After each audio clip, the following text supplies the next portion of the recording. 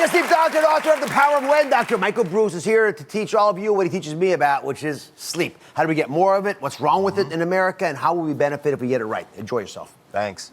So how's everybody doing? Good. So it's kind of amazing because a lot of people seem to take sleep for granted. And one of the things that we've learned recently with this very large sleep study is not everybody out there is sleeping as good as they probably should be sleeping, right? So we know that women on average are sleeping roughly 6 hours and 9 minutes. Men on average about 5 hours and 45 minutes. That's not too good, guys. That's not what we're looking for. We want to actually sleep a little bit more. So how might be some of the ways that you could sleep a little bit more? Well, there's a couple things to think about here. So first of all, it's all about consistency in your bedtime. So how many people out there go to bed at the same time, but more importantly, wake up at the same time? Okay, good. How about, keep those hands up, how about on the weekends? See, there's the killer. There's the catch, right? Oh, so we've got a couple one over here. So it's actually very good if you're consistent about your wake-up time on the weekends, and here's why. Is if you sleep it, let's say you stay up late on Friday night, sleep in on Saturday. Stay up late on Saturday night and sleep in on Sunday. Guess what your biological clock wants to do? Stay up late on Sunday and sleep in on Monday. And that's why Mondays are so terrible when it comes to difficulty waking up in the mornings, right? So this has a lot to do with something called your circadian rhythm. So I've actually written some books about this very topic where we learn what is, for example, the best time of day to do certain things. So once you have a consistent sleep schedule, you have an understanding of what time to go to bed, and then you have another understanding of what time to wake up. If you can do one thing, it's keep that consistent bedtime. But there's a couple other things that might be important to do out there as well. So let's talk about caffeine. Well, it turns out that we know that if you drink 3 cups of coffee in a day, you might lose about 8 minutes of sleep. But if you drink more than 3 cups, like 4, 5, or 6, you can lose roughly 20 to 25 minutes of sleep a night. Youch. That's not what we're looking for here. So it's okay to drink coffee, but you want to keep it under the 3-cup rule, if you will. And by the way, you probably want to stop drinking coffee around 2 o'clock in the afternoon. Remember, caffeine has a half-life of somewhere between 6 and 6.5 hours, and that can actually affect your ability not only to fall asleep, but to stay asleep. Now, here's a trick. So how many people out there have coffee as the first thing that they drink in the morning?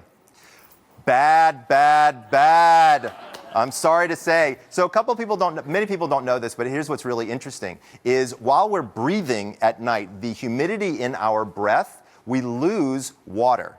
And we actually lose almost a liter of water every night while we sleep. So we wake up dehydrated. When we drink caffeine, caffeine turns out to be a diuretic. It makes us have to actually go to the bathroom, losing even more water. The number one thing that you need to be doing is drinking 12 to 16 ounces of water right when you wake up in the morning to hydrate yourself, not to dehydrate yourself with caffeine. So it's kind of interesting when you start to think about it. So when should you have your first cup of coffee? If you wait approximately 90 minutes after you wake up, your levels of cortisol and adrenaline that have helped you wake up are starting to slow down. You can add caffeine to that, and you can actually get quite a bit of an energy boost at that time. So 90 minutes after you wake up, stop by about 2 o'clock, and that's sort of your caffeine window, if you will. Try to keep it under 3 if you can. Another thing to think about is alcohol. So could alcohol have an effect on our sleep? Well, I got to tell you something. There's a really big difference between going to sleep and passing out. Okay? That's not a good thing. Going to sleep is a good thing. Well, we also learned from our study that roughly 2 glasses of wine can actually be quite helpful, making people actually fall asleep a little bit quicker. But once you pass that mark of 2 glasses, that's when things kind of go in not such a good direction. One of the things we know is it will actually decrease the amount of deep or stage 3 and 4 sleep the more alcohol you drink. Also, the closer to bedtime that you drink it, it's going to be a little bit of a problem as well. So did you ever wonder why bars have something called happy hour?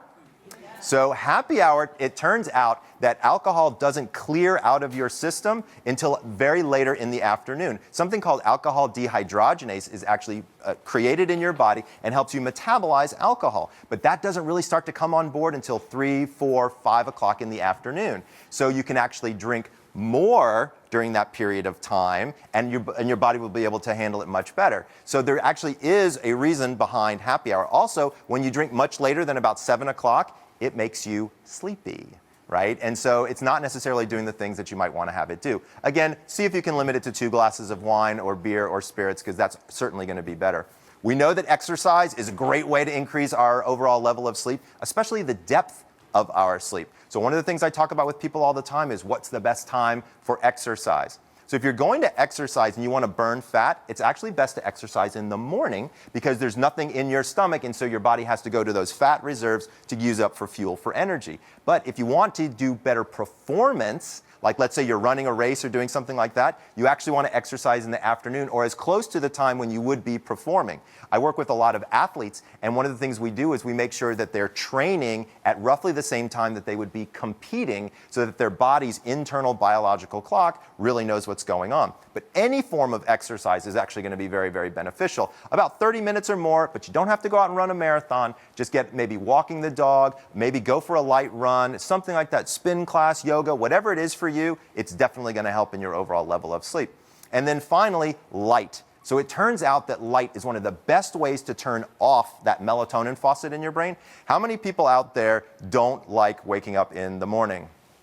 Okay, good, so I'm not alone, right? So I can't stand mornings, and I'm the sleep doctor, right? So it's kind of a bit of a problem. So one of the things that we know is that sunlight, or what we call blue light, which is a very specific type of light, can have a very dramatic effect on, again, stopping that melatonin faucet. So when we're thinking about sleep, we want to make sure that when we wake up in the morning, we get that bottle of water, and then we go over to the window and we get some sunlight. By the way, make sure you're wearing a robe when you go over by the window in the morning drinking your water. I always have to tell people that little tip. Okay? So once again, 5 rules for getting a better night's rest. Keep a consistent schedule. Number 1, limit caffeine between 90 minutes after you wake up and about 2 p.m. Number 3 has to do with exercise. Number 4 has to do with alcohol. Remember, not more than 2 glasses of wine. And number 5, get that light in the morning to help turn off that melatonin faucet. So hopefully everybody's going to get a great night's sleep. Wishing you sweet dreams. Michael, very nicely done. Thanks for all the help. Absolutely. Michael Breus. Will save lives today. You guys ready to get healthy?